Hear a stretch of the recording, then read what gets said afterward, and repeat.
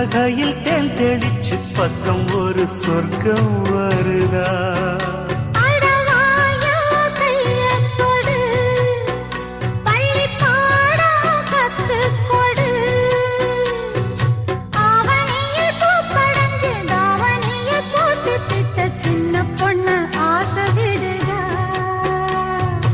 ஆவாரம் பூவாட விடுவேனா?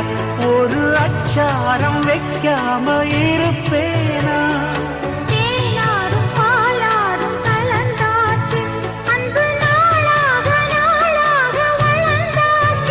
என்ன படைச்சா